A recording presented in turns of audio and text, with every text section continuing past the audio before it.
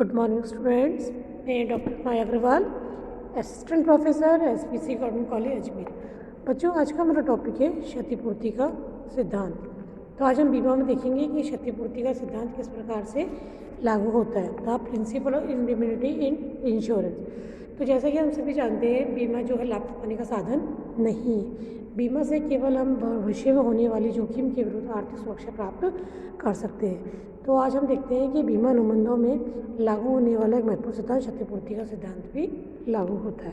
तो बच्चों, ये हमें विशेष बात ध्यान रखनी है कि जीवन बीमा तथा व्यक्तिगत दुर्घटना बीमा तथा स्वास्थ्य बीमा के संबंध में क्षतिपूर्ति का सिद्धांत लागू नहीं होता है। क्यों नहीं होता है?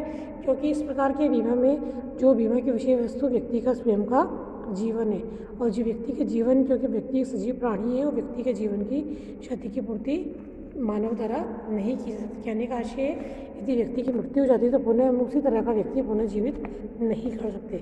तो क्षतिपूर्ति का जो अनुबंध होता है जीवन बीमा व्यक्तिगत दुर्घटना बीमा तो स्वास्थ्य बीमा लागू नहीं होता है, क्योंकि व्यक्ति के जीवन की भरपाई हम किसी भी प्रकार से नहीं कर सकते, क्षति की पूर्ति नहीं कर सकते। तो अब हम देखते हैं कि क्षतिपूर्ति का अनुबंध। तो क्षतिपूर्ति का जो सिद्धांत है हमारा, क्षतिपूर्ति का सिद्धांत ये कहता है कि बीमा अनुबंध के अंतर्गत क्षतिपूर्ति तभी करवाई जा सकती है जबकि बीमित ने अपना बीमा योग्य है सिद्ध कर दिया है। जैसा कि हम पिछले क्लास में देख चुके हैं कि बीमा करवाते समय व्यक्ति का बीमा में बीमा योग्य होना अत्यंत आवश्यक है। केवल जीवन बीमा में व्यक्ति का बीमा का दावा करते समय बीमा योग्य हित नहीं पाया जाएगा, क्योंकि जरूरी नहीं, क्योंकि उसमें अगर व्यक्ति जीवित नहीं होगा तो उसका बीमा योग्य हित किस प्रकार माना जाएगा।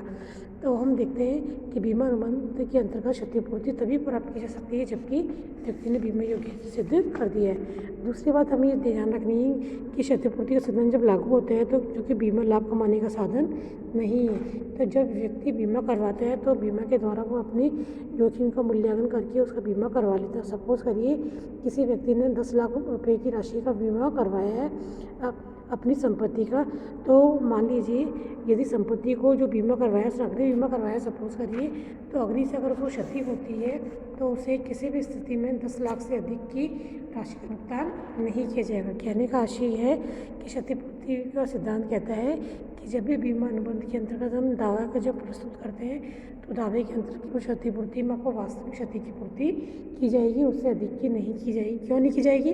क्योंकि वे बीमा जो है लाभ कमाने का साधन नहीं है। अब आपको नुकसान तो मान लीजिए 15 लाख का हो गया, लेकिन बीमा 10 लाख का ही करवा रखा है, तो आपको केवल वास्तविक क्षति की ही पूर्ति की जाएगी।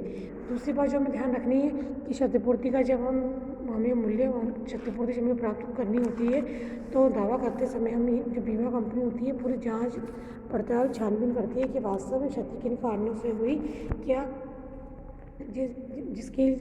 जिसका इंश्योरेंस करवाया गया था क्या उसी कारण से क्षति हुई है। तो वास्तविक क्षति का मूल्यांकन करके केवल बीमित को वास्तविक क्षति की पूर्ति की जाएगी, क्योंकि बीमा लाभ कमाने का साधन नहीं है।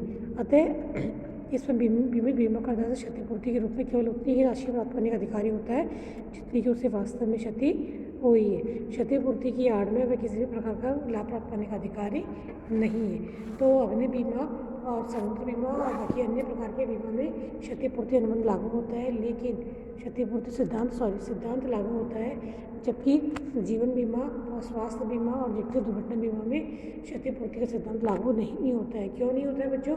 क्योंकि जीवन बीमा में जब हम बीमा की बात कर रहे हैं तो बीमा व्यक्ति की किसी संपत्ति का न होकर व्यक्ति स्वयं का बीमा हो रहा है। व्यक्ति स्वयं जो है एक सजीव प्राणी है, और एक व्यक्ति जब वास्तव में कि व्यक्ति को केवल एक बार जन्म मिलता है, यदि उसकी मृत्यु हो जाती है तो हम उसके वापस से पुनः उसी तरह का व्यक्ति पुनः उत्पन्न नहीं कर सकते। तो हम कहने का आशय है व्यक्ति के जीवन की क्षति की पूर्ति हम नहीं कर सकते। तो इसीलिए क्षतिपूर्ति का सिद्धांत जो है जीवन बीमा और व्यक्तिगत दुर्घटना बीमा और स्वास्थ्य बीमा में लागू नहीं होता है। बाकी अन्य सभी प्रकार के बीमा में क्षतिपूर्ति का सिद्धांत लागू होता है। तो उसके लिए आवश्यक है कि व्यक्ति का बीमा की विषय वस्तु में बीमा योग्य हित होना चाहिए। इसी के साथ ही क्षतिपूर्ति जो होती है वास्तव में आपको जो क्षति हुई उतनी ही आपको क्षति की प्राप्ति करने का अधिकार है, उससे अधिक की राशि का प्राप्त करने का आपको अधिकार नहीं है, क्योंकि बीमा लाभ कमाने का साधन नहीं है। बीमा तो केवल आपको होने वाली भावी हानि के प्रति जोखिम के प्रति सुरक्षा प्रदान करता है और आपके आर्थिक हितों की रक्षा करता है।